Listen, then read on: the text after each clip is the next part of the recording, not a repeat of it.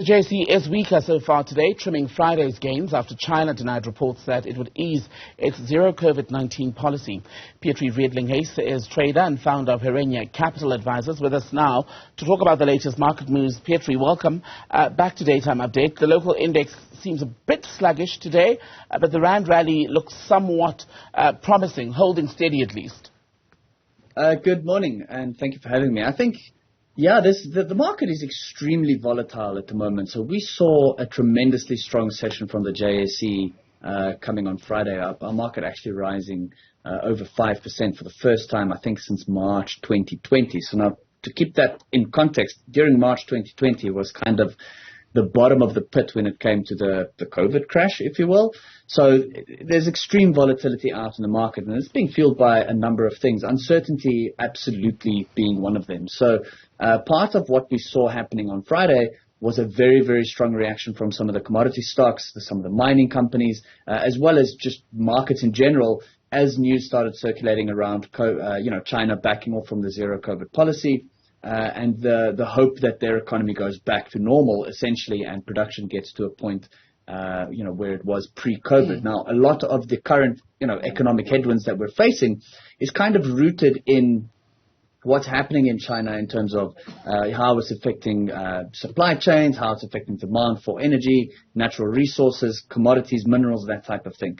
So the fact that they want to, come back online as such and do away with the zero COVID policy and go back to business as usual, like most of the rest of the world is already doing, is potentially, very positive for equity markets as well as for commodity markets in particular. So our market responded really, really strongly with that on Friday. Them now having turned around over the weekend and saying, look, we didn't say that, we're not confirming this news, is putting a bit of a dampener on markets, and we're seeing some of those moves from Friday being reversed a bit. However, just to be fair, the market is ever so slightly green at the moment as we speak now, so the market's not really pulling back quite as much as what the overall response was on Friday. So there's still quite a little bit of hope in the market, and I think also, we're leading into the U.S. midterm elections and all sorts of things. So the market's kind of just sitting and waiting to see what happens, I think, later this week with the midterms in the U.S.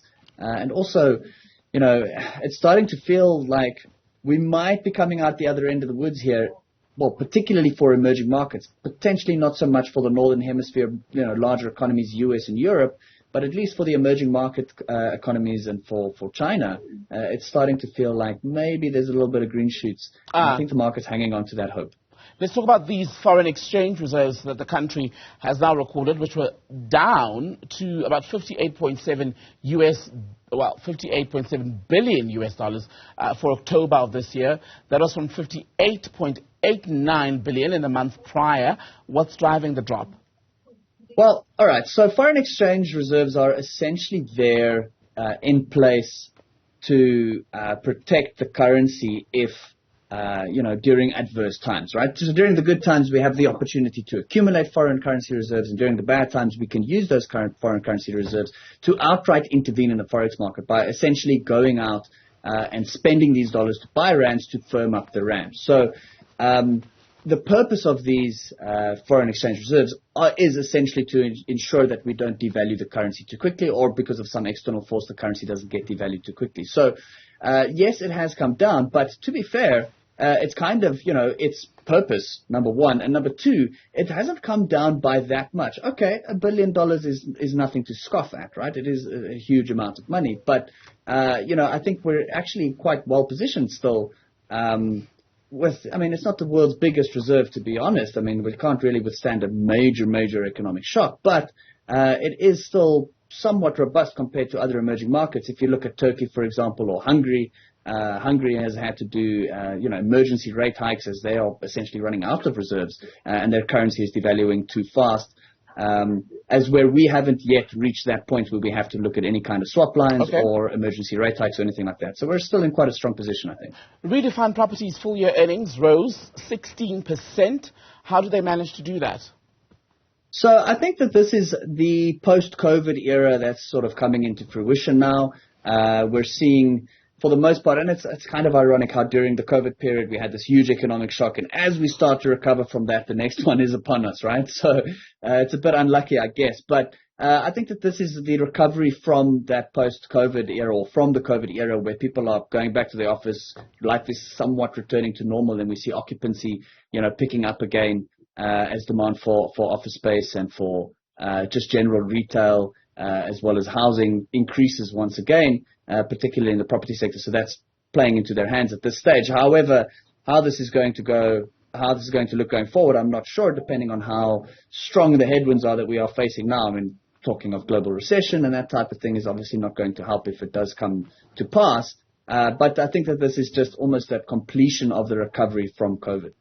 Let's end with that announcement from Apple this past weekend about delays as a result of COVID-19 restrictions in China, which are impacting productions. How widespread do we expect those to be? Well, those are going to be very widespread because most of the iPhones and most of Apple products are really sort of manufactured in China. Yes, designed in California, as it says on the box, but built and assembled in China. So this is part of the reason. And right in the beginning, when inflation started creeping higher, we saw U.S. politicians particularly talking about this. Oh, it's transitory, it's transitory, it's transitory. The world is on lockdown, essentially. So that's why we have these supply chain disruptions, and that's why prices are going up. But it's now almost 2 years later, and those supply chain disruptions are not really going away. China's zero-COVID policy is still preventing a lot of manufacturing to take place. They still lock down entire cities from time to time, or entire sort of industrial regions from time to time. And this is essentially causing a problem in supply chains, right? So Apple has had to warn that, look, we're not going to be able to manufacture as much product or as many phones and gadgets as we thought we would because we have these lockdowns and essentially a stop in production for periods of time. And those delays will really be global, right? I mean, countries all around the world are buying iPhones and various other Apple products. And, no one is really sort of not going to feel it. So you'll probably have to, if you want to get a new iPhone or whatever the case is, iPad, you'll probably have to put an order in and wait a few months before yours arrives. Petri Redelinghuys, thank you for your time as always.